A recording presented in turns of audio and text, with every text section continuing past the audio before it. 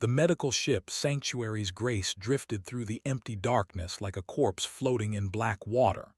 No stars burned in this region of space. No planets spun their slow circles around distant suns. The void was a place of nothing, a gap between the arms of the galaxy where ships did not travel and signals did not reach. This was exactly why the Dominion had left them here. Senior Healer walked through the lower decks with a tablet in her four-fingered hands. Her gray skin had turned pale from stress and poor nutrition. Her large eyes, usually bright amber, had grown dull over the 19 cycles since the attack. She counted the living because it was her duty. She had stopped counting the dead because it hurt too much. 2,847. That was the number that remained.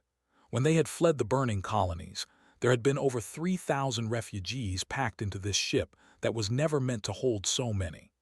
Children, elders, families who had grabbed what they could carry and run for the evacuation shuttles while Dominion warships turned their cities to glass. The escort ships had fought bravely. They had bought time for the Sanctuary's Grace to escape into faster-than-light travel, but the Dominion had been waiting on the other side. 3 cruisers against 2 small frigates. The battle lasted less than an hour. Remembered watching from the medical bay's window as the last frigate exploded. She remembered waiting for the killing blow that never came. Instead, the Dominion ships had simply turned and left. At first, she thought it was mercy. Then she understood. They wanted them to suffer. A quick death was too kind for a species that had dared to resist integration into the Dominion. So they had pushed the Sanctuary's Grace into the void with a single gravitational burst and left them there. No working faster-than-light drive. No communications array that could reach beyond a few light minutes. No hope. That was 19 cycles ago. Entered the main refugee hold. Hundreds of sat or lay on thin mattresses spread across the floor.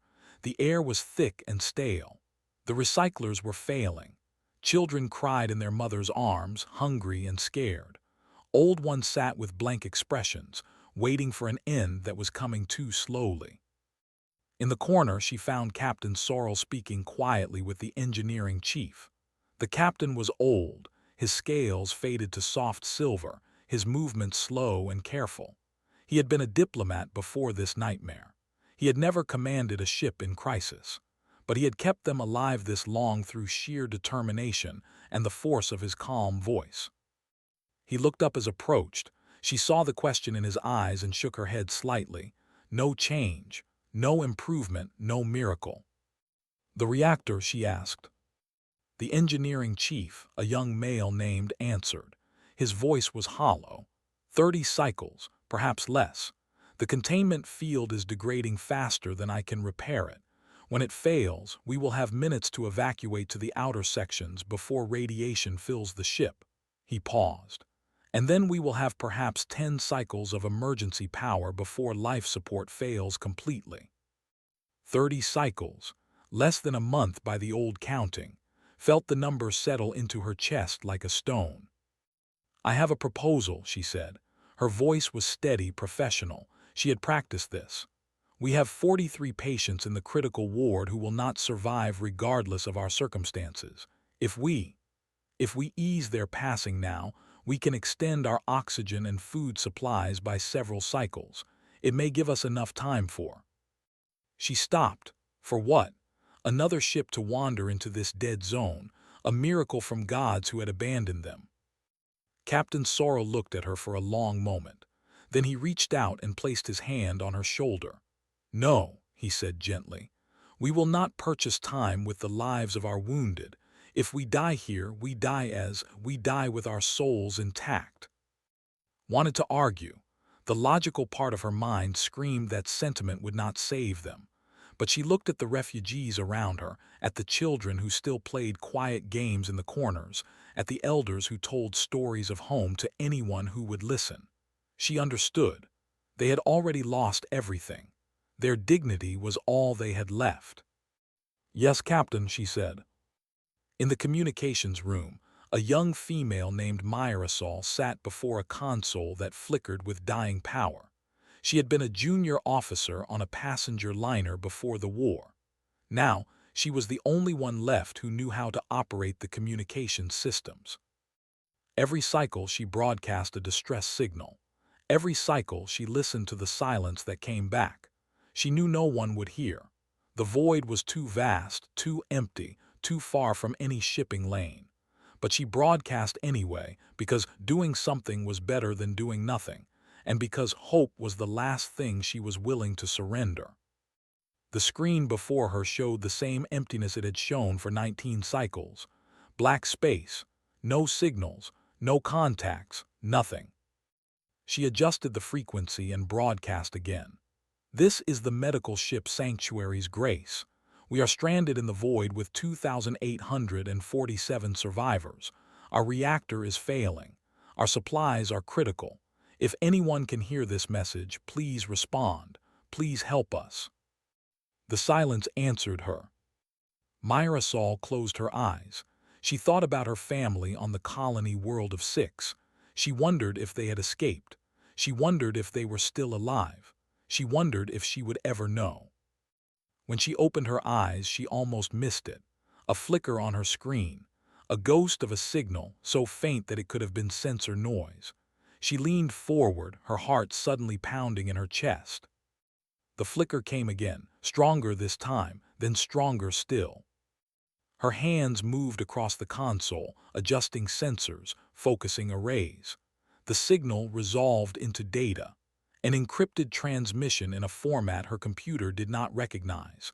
But that was not what made her breath stop in her throat. It was the source, a ship, a single vessel approaching from the deep void at speeds her sensors insisted were impossible. Myra Saul hit the emergency channel. Captain Sorrel to communications immediately. Captain to communications. We have contact. Someone is coming. She stared at the screen, watching the impossible dot grow closer. In 19 cycles of darkness and despair, she had stopped believing in rescue. Now something was coming, something fast, something unknown. Myra Saul did not know whether to pray or to hide. The entire ship waited in terror as the unknown vessel approached. Captain Sorrel had ordered all refugees to stay in the central holds, away from the outer hull. He did not know what was coming, but he feared the worst. They had heard rumors about humans. Every species in the galaxy had heard something about the strange creatures from a small blue world in the outer spiral arm. The Dominion called them primitives, barely civilized, aggressive, and unpredictable. They had refused all treaties of integration. They kept to themselves in their small corner of space. Some said they were dangerous. Others said they were mad. No had ever met one. Myra Saul tracked the approaching ship on her dying sensors. It moved with a speed that should have been impossible for a vessel of its size. When it finally slowed to match their drift, she got her first clear reading. It was smaller than the Sanctuary's Grace, built in hard angles and sharp lines. Its hull was dark gray, almost black, covered in strange markings she could not read. A communication signal came through. Audio only, translated by software into rough but understandable. Unidentified vessel, this is commander of the Terran Union destroyer Perseverance. We have detected your distress signal. What is the nature of your emergency? Captain Sorrel stood beside Myra Saul, his old hands gripping the console. He took a breath and responded.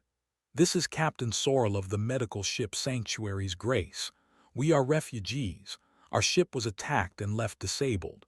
We have 2,847 survivors, including many wounded. Our reactor is failing. We are dying. There was a pause. Then the human voice returned, and something in its tone had changed. It was harder now, colder, like metal being shaped by fire. Understood, Sanctuary's Grace. Hold your position. We are coming alongside. Prepare to receive boarding parties. Sorrel looked at Myra Saul. Boarding parties. The words could mean rescue or conquest. They had no way to resist either. Do we trust them? Myra Saul asked quietly.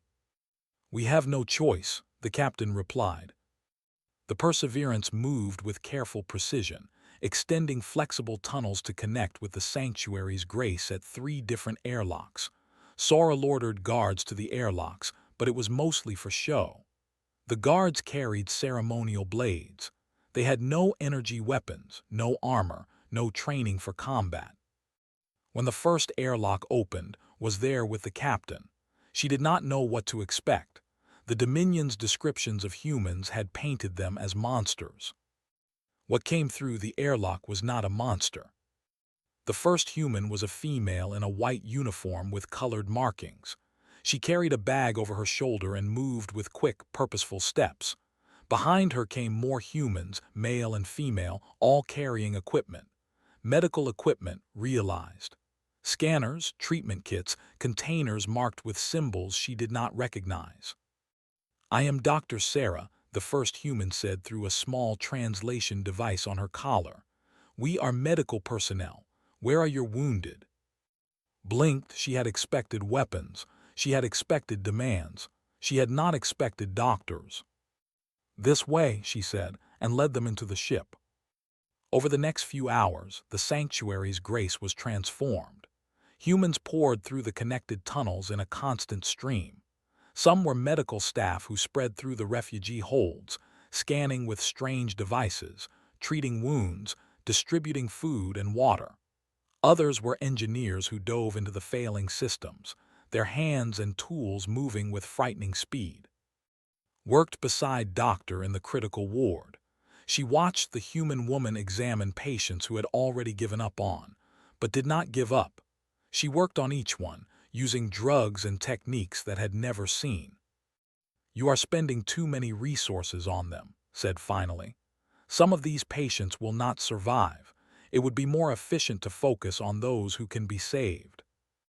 Looked at her with strange flat eyes, the kind that found difficult to read. "Everyone gets a chance," she said. "That is how we do things." "But the mathematics of survival suggest." "I do not care about mathematics," turned back to her patient. "I care about people." Did not know how to respond to this. In the main hold, Captain Sorrel met Commander. She was shorter than he expected, with dark hair tied back and a face marked by small scars. She moved through the refugee hold with her eyes constantly scanning, taking in everything. "Who did this to you?" she asked. "The Dominion," Sorrel replied. "They attacked our colonies. They destroyed our escorts. They left us here to die as a message to other species who might resist their integration." His jaw tightened. Something flickered in her eyes, something hot and dangerous. "We know the Dominion," she said. "We know them very well." She walked among the refugees, stopping to speak with families through her translator.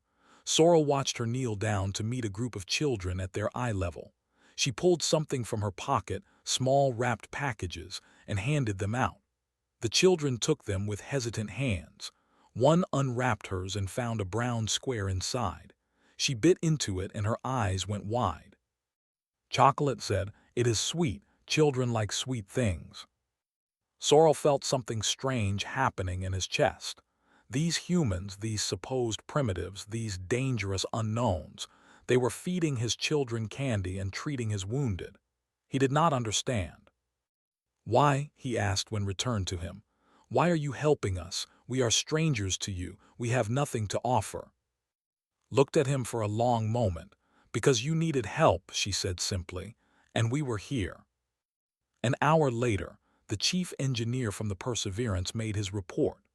A large human with dark skin and tired eyes, he spoke through his translator with obvious frustration. "The reactor is beyond repair. This ship is dying. You have maybe 20 cycles before total failure." Sorrel felt the last of his hope crumble. "Then we are lost." "No," shook her head. "You are not. Chief, begin evacuation procedures. All refugees to the Perseverance." The captain stared at her. "That is impossible. Your ship is too small. You cannot hold nearly 3,000 people." Smiled, but there was no humor in it. "We will make room." Over the next 6 hours, the humans transferred every surviving to their destroyer. They gave up their own quarters. They packed the corridors with mattresses. They turned cargo holds into sleeping spaces. Sorrel watched his people flow into the human ship and wondered what kind of species did such things. When the last refugee was aboard, stood with him at the airlock, looking back at the sanctuary's grace. "Your ship served you well," she said. "It was never meant for war," Sorrel replied. "It was a ship of healing." Those are sometimes the bravest ships of all. The airlocks closed, the tunnels disconnected, and the Perseverance turned toward home, leaving the dying sanctuary's grace alone in the dark. Myrasol found a place in the crowded corridors and sat with her back against the wall. Around her, refugees settled into their new spaces alongside human crew members who gave up their beds and shared their food. A young human male sat down beside her. He had light brown skin and dark eyes that seemed kind. "I am David," he said. "I am the translator for this ship. If you need anything, please ask me." Myrasol looked at him. "Why are you people doing this?" David was quiet for a moment. Then he said, "Because it is who we are, because it is who we choose to be." Myrasol did not understand, but for the first time in 19 cycles, she felt something other than despair. She felt hope. The Perseverance traveled through the darkness of space toward human territory. It would take many cycles to reach safety. In that time, they learned about their rescuers in ways that changed everything they believed. Myrasol spent much of her time with David, the young translator. He taught her simple human words and she taught him phrases. They sat in the crowded corridors or in the small observation room where stars finally began to appear again as they left the void behind. "Tell me about your people," Myrasol said one evening. "The Dominion says you are primitives, violent creatures from a harsh world. Is this true?" David laughed, but there was something sad in the sound. "We are from a harsh world, yes. Earth is beautiful but dangerous. Floods, earthquakes, storms, predators. Our ancestors survived because they learned to work together to protect each other, to never leave the fallen behind." "And the violence?" David's expression grew serious. "That is also true. We have a dark history. We have fought terrible wars against ourselves. We have done horrible things." He paused. "But we also learned from those horrors. We carry them with us like scars on our memory, and we swore that we would do better, that we would be better." Myrasol thought about this. The Dominion believes that violence is strength, that the strong should rule the weak.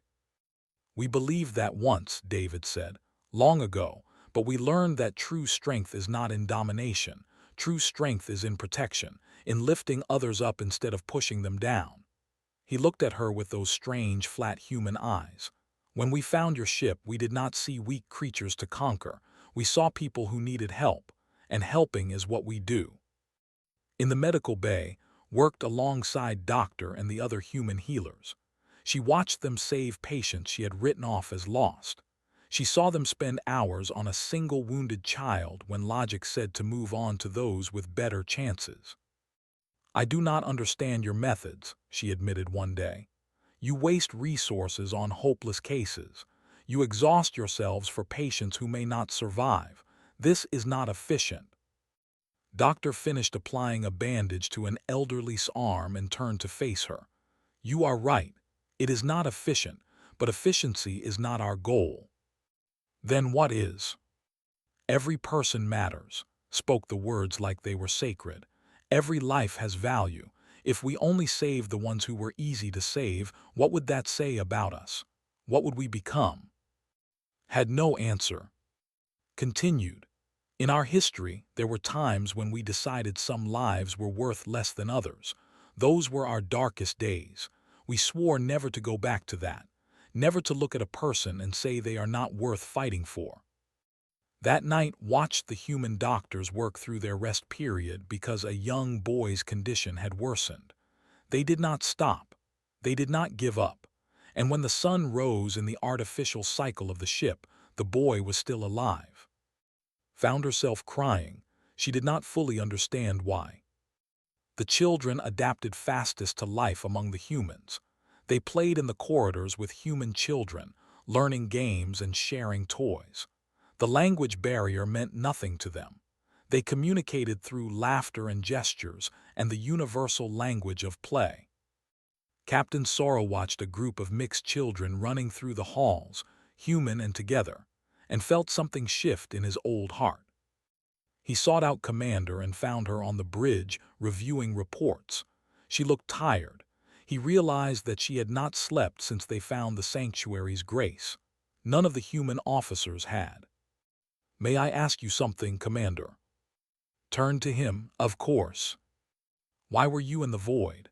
No ships travel that region. No trade routes pass through. It is a dead zone, a place where nothing exists."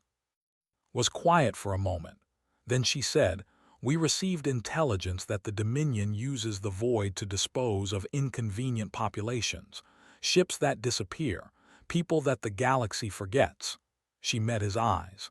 "We have been patrolling this region for 8 months." Sorrow felt cold.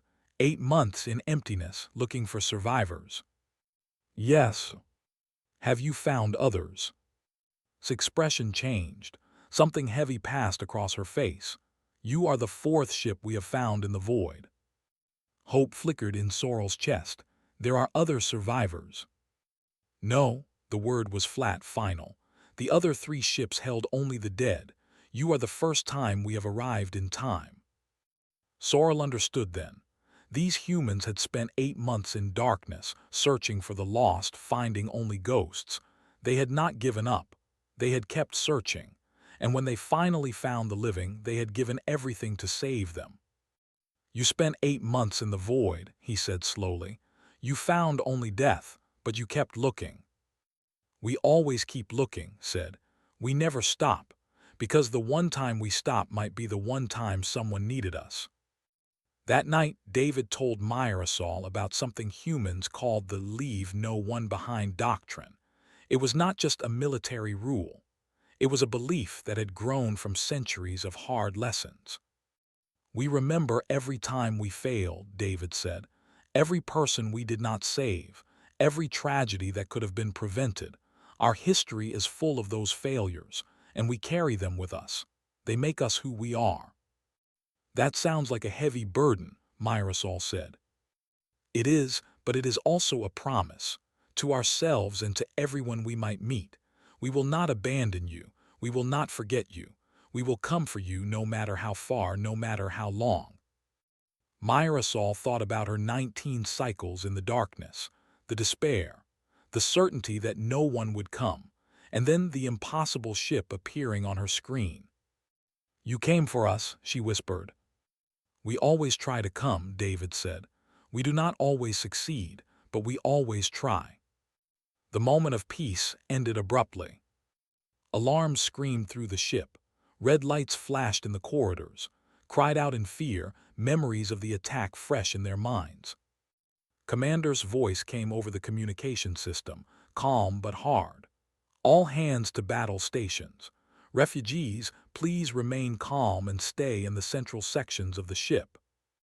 Myrasol grabbed David's arm. "What is happening?"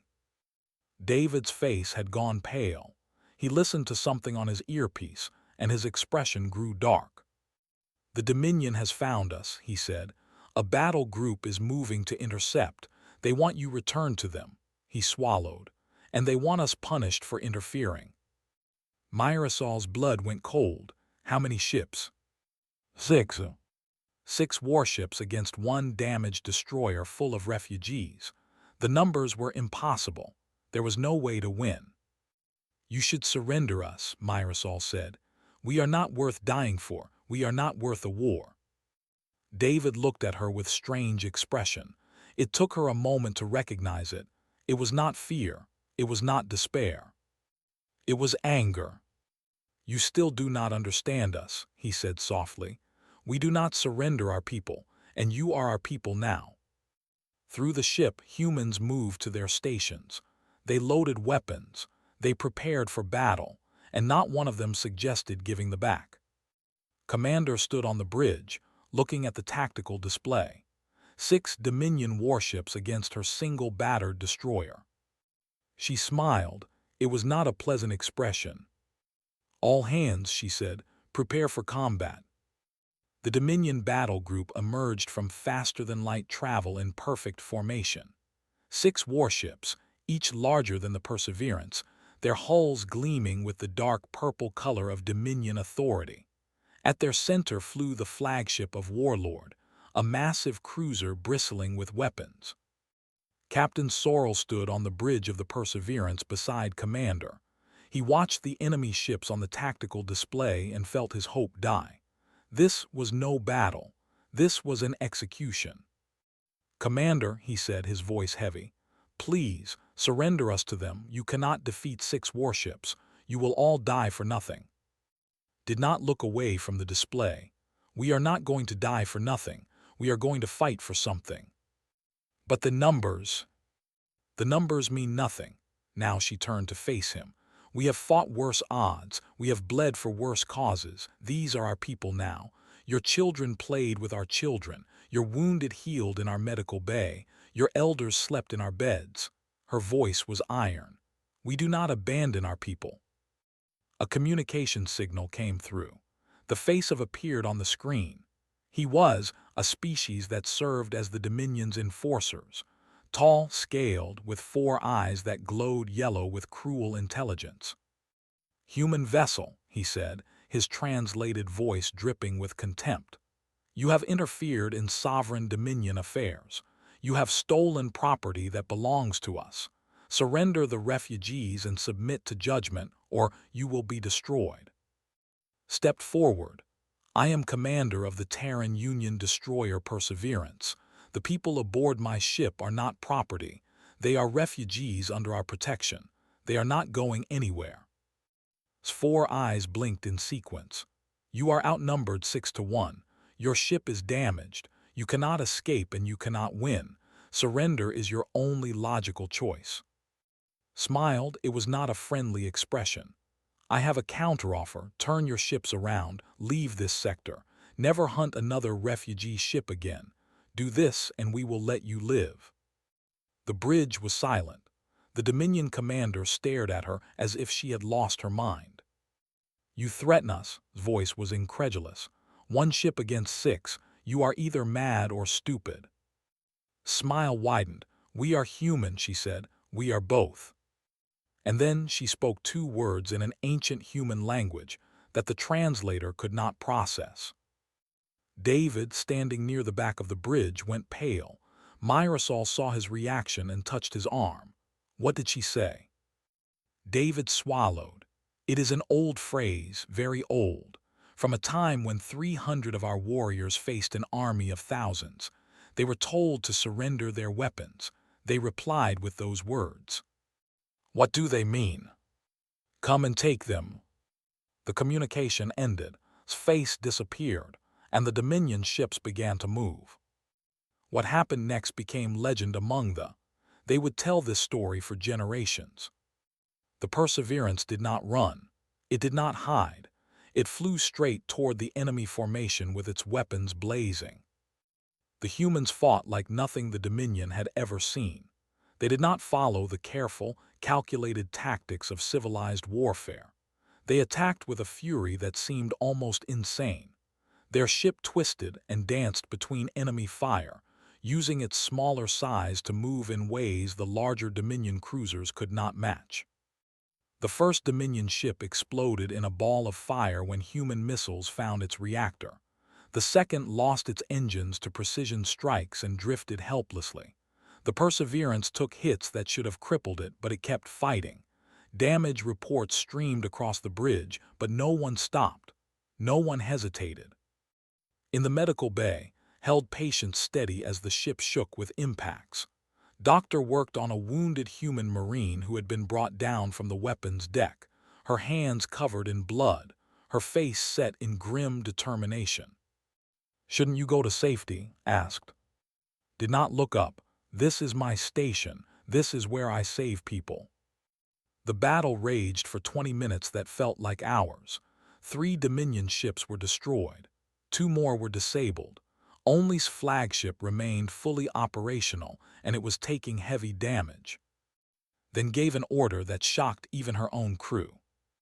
"Prepare boarding parties. We are taking their flagship."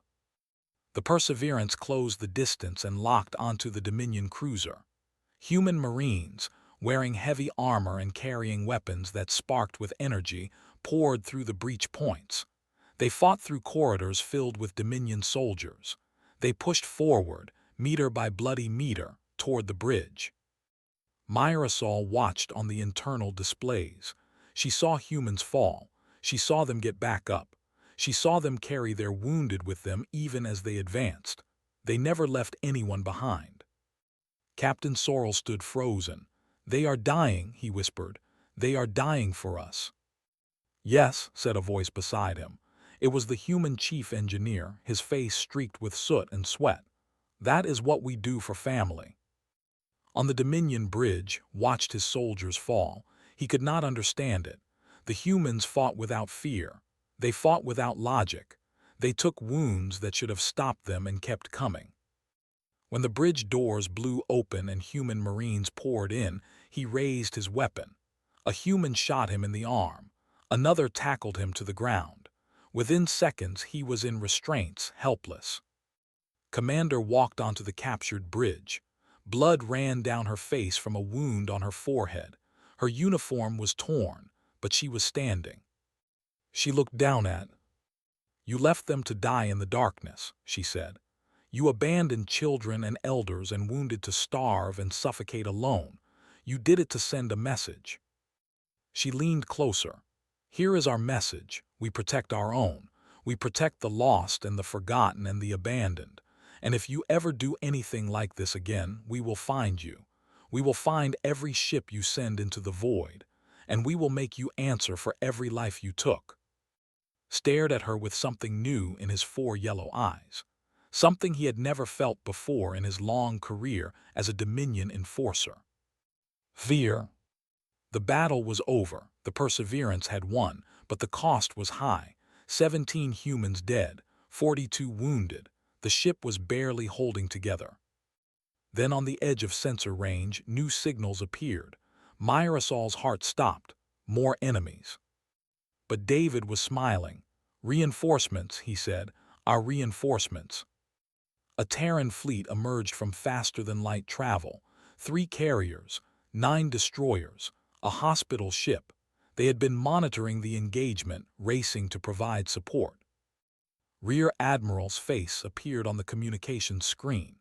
She was an older woman with gray hair and sharp eyes. "Commander, status report." Straightened despite her wounds. "Engagement concluded, Admiral. Enemy force neutralized. Enemy commander in custody. Refugees secure." His expression did not change. "Casualties." 17 dead, 42 wounded. The Perseverance will need extensive repairs. The Admiral nodded slowly. Then she asked the only question that mattered. "The refugees?" "All safe, all accounted for." For just a moment something softened in his face. "Good. That is what matters. Prepare for medical and engineering support. We will escort you home." Captain Sorrel watched as human medical ships came alongside the battered Perseverance. He watched as fresh doctors and nurses boarded to help the wounded. He watched as engineers began emergency repairs. He found Commander sitting alone in the observation room. She was staring at a list on her tablet. 17 names. 17 humans who had died to protect strangers. "Commander," he said softly, "I do not have words. What your people did today." Looked up at him. Her eyes were red, but her voice was steady. "They did their duty. They protected the innocent. They died for something that mattered." She paused. "I will remember every one of their names. We all will." Sorrel sat down beside her. "You could have surrendered us. You could have lived." "No," shook her head. "We would have survived, but we would not have lived. Not really. Not after abandoning people who needed us." She looked at him. "That is something we cannot do, not ever." Sorrel understood then. These humans were not violent because they enjoyed violence. They were violent because they cared too much to stand by while others suffered. Their fury was not hate. It was love, twisted into war because war was the only language the Dominion understood. "Thank you," he said. The words were small against what had been done. Nodded, "You are welcome." She stood and extended her hand in the human gesture of respect. "Welcome to the family." Sorrel took her hand, and for the first time since the colonies fell, he believed in the future. 6 months had passed since the battle in the void. The refugees now lived on Terran Station Haven, a massive structure that orbited a peaceful yellow star in the heart of human space. But they were not alone. Haven was home to 17 different species. All of them shared the same story. They had been hunted by the Dominion. They had been abandoned in the dark places of the galaxy, and they had been found by humans who refused to let them die. Captain Sorrel stood on the observation deck of the station, looking out at the stars. Behind him, the sounds of a busy community filled the air. Children laughed in the corridors. Traders called out their goods in a dozen languages. Families shared meals in common halls that mixed the foods and customs of worlds that had never known each other before the humans brought them together. He was no longer a captain.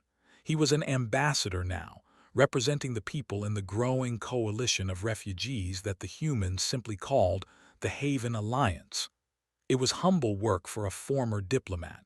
It was also the most important work of his life. Admiral approached him, 2 cups of hot liquid in her hands. She offered one to him. It was tea, a human drink that Sorrel had grown to love. "Deep thoughts?" she asked. "I was remembering the darkness," he said. "Those cycles when we were certain we would die, when we believed the universe had forgotten us." Nodded slowly. "The universe may forget, we do not." Sorrel turned to face her. "I have never asked you directly, Admiral. I have heard stories from others, but I want to know from you. Why do humans do this? Why do you risk so much for strangers?" The Admiral was quiet for a long moment. She looked out at the stars with eyes that had seen many battles and many more years. "Because we remember," she said finally. "We remember when no one came for us. We remember our own dark history, when we turned on each other, when we let our own people suffer and die because we decided they were not worth saving." She took a sip of her tea. "We carry those ghosts. Every generation learns about them. Every child is taught the stories of our failures, and we swore, all of us, that we would never repeat those mistakes, that if we had the power to save someone, we would use it. No exceptions. No calculations of worth or value." "But the cost," Sorrel said softly. 17 humans died for us." "Yes," his voice was steady, "and they will be remembered. Their names are carved in stone on Earth. Their families are honored for their sacrifice. We do not forget, we never forget." She met his eyes. "But we would rather bury our dead with pride than live with the shame of abandonment. That is who we are. That is who we chose to be." In the Medical Research Center, worked alongside Dr. and a team of mixed-species researchers. They were developing new treatments that combined healing knowledge with human medical technology. Already, they had saved lives that would have been lost under either system alone. Had changed. The harsh mathematics of survival that had once guided her thinking had softened into something new. She still valued efficiency, but she had learned that some things could not be measured in resources and outcomes. "You know," she said to one afternoon, "when we first met, I thought your approach was wasteful, spending so much on patients who might not survive, exhausting yourselves for small chances." Smiled. "And now? Now I understand that you were not just treating bodies. You were treating hope. You were showing every patient that they mattered, that someone believed they were worth fighting for." Paused. "That changes something in a person. It gives them strength that medicine cannot provide." "We learned that the hard way," said. "Centuries of learning, really. The body heals faster when the spirit is not broken, and spirit comes from knowing you are not alone." The children had grown in the 6 months since the rescue. Human and children attended schools together, played games together, and formed friendships that their parents watched with wonder. The young ones did not see differences of species. They saw only friends. A new generation was being born on Haven. The first Bobbies born to refugee parents in safety, delivered in human hospitals with human doctors standing ready beside alien healers. These children would grow up knowing that somewhere in the galaxy there were people who would come for them, who would never leave them behind. Myrasol had joined the Terran Union's Communications Corps. She patrolled the dark regions now, the voids and empty spaces where the Dominion disposed of their inconvenient problems. She sat at a communication console on a patrol ship, listening to the silence between stars. David served on the same ship. They had been posted together at their request. What had started as translation help had become friendship. What had been friendship had grown into something more. They did not speak about it often. They did not need to. "Anything?" David asked, bringing her a cup of tea. "Nothing yet." Myrasol adjusted her sensors, "but I keep listening." "We always keep listening," David said softly. Myrasol smiled. She remembered a young woman sitting alone in a dying ship, broadcasting into the void, certain that no one would answer. She remembered the despair that had nearly consumed her. Now she was on the other side. Now she was the one who might answer. "If they are out there," she said, "we will find them." The Dominion had learned to fear human patrols. The stories of the battle spread through their territory, whispered by soldiers and officials who had thought the smaller species would be easy targets. The humans had proven them wrong. Warlord had been tried by human courts and handed over to the Haven Alliance for judgment. The refugees he had left to die were given the final word on his fate. They chose imprisonment rather than execution, not out of weakness, but because they had learned from their rescuers that death was not the only kind of justice. But the Dominion's losses went beyond one warlord and one battle. Their reputation for invincibility had cracked. Other species under their control began to whisper about resistance. Some even tried to escape, hoping that human ships would find them. And sometimes they did.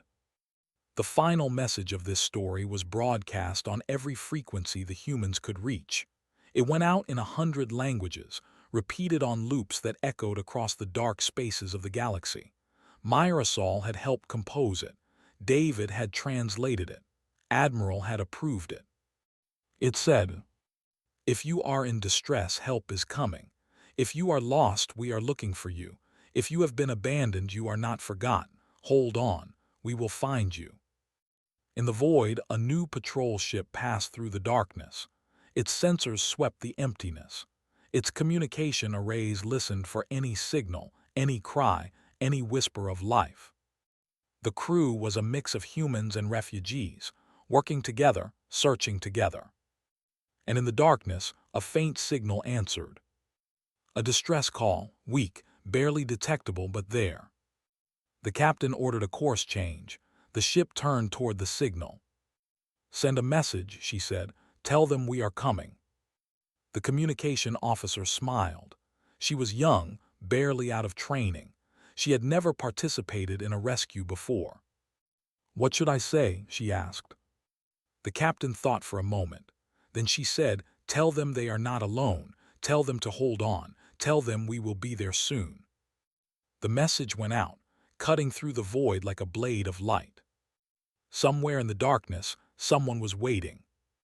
And this time, like every time, the humans would not let them wait alone.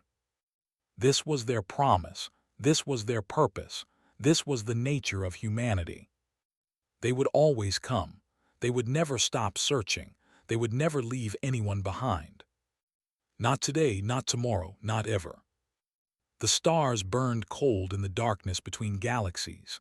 But wherever there was suffering, wherever there was need, wherever the lost cried out for help, there would be a human ship on its way. Because that was what humans did. That was who they were. And the galaxy was learning to believe in them.